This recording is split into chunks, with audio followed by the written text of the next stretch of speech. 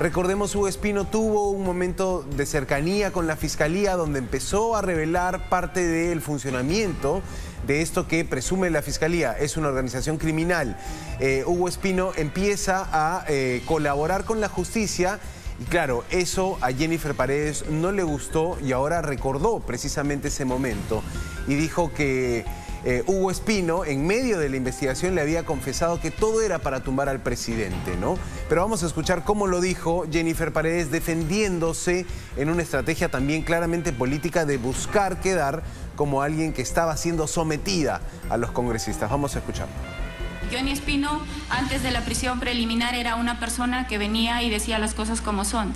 Después se inventó una telenovela que ni él mismo se la cree.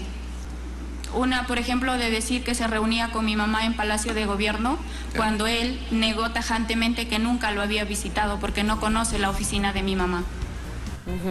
Ese es un punto que me parece importante en el sentido de si acaso en la declaración fiscal él especifica que se refería a la oficina de la hermana, mamá de Jennifer Paredes, porque ponerlo en ese sentido es, digamos, muy parametrado, pero si hablamos de llegar a Palacio y en algún salón, etcétera, reunirse finalmente y es otra cosa, ¿no? Creo que se ha ido a un punto muy exacto, será para contrastar con lo que dice Fiscalía, pero de que hay visitas y allí se señala con quién se reunía, eso existe en papeles. Exacto, y eso fue lo que quiso recordar hoy la Comisión de Fiscalización, ¿no? Este caso particular de cómo se entregaron obras, cómo se firmó un decreto supremo para poder, un decreto de urgencia para poder destinar una partida de obras hacia municipalidades en Cajamarca, en la provincia de Chota, exactamente Anguía, y allí ¿quiénes ganaron esas obras públicas? Allí la Fiscalía investiga el presunto vínculo entre estos empresarios, incluida Jennifer Paredes como parte de la investigación, con Palacio de Gobierno. Entonces, esta es la historia de fondo, lo que se investiga, y lo que te estoy contando ahora es la puesta de escena política que quiso hacer Jennifer Paredes, porque no fue todo. Al inicio de la sesión pidió un minuto de silencio por los fallecidos en las protestas. Nadie podría oponerse racionalmente a un minuto de silencio de los fallecidos.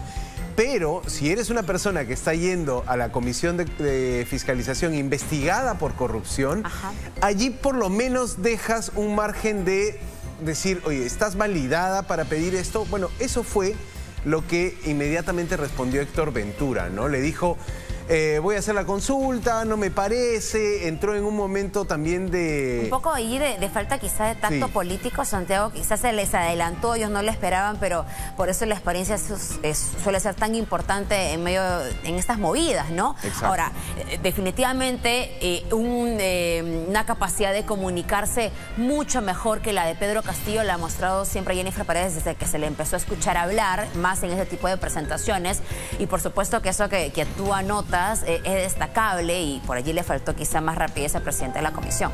Sí, efectivamente Jennifer Paredes, digamos, sabe que ya tuvo un primer encuentro con los congresistas de la Comisión de Fiscalización, un primer encuentro que fue positivo para ella, digamos, quedó expuesta ante la ciudadanía una persona que más bien se defendía dentro de toda esta persona política que busca mostrar Jennifer Paredes. Hoy jugó la misma carta, jugó la carta de querer responder, de señalar los errores de la persona que estaba conduciendo. El presidente de la comisión. Exacto.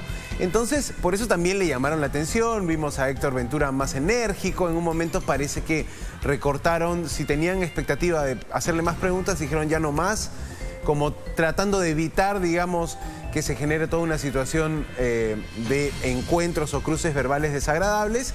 Y finalmente se acabó, terminó esta sesión de Jennifer Paredes, pero reaparece después, me parece, de varios días, desde el 7 de diciembre, en el momento en el que la familia de Pedro Castillo tiene que salir de Palacio de Gobierno, después del intento de golpe de Estado. Claro, en ese contexto Jennifer Paredes también tiene un acercamiento, porque ella registró como domicilio Chorrillos. También, ¿no? Tenía hasta 3 domicilios. Sí, Palacio de Gobierno, Chorrillos y uno más. Y Chota.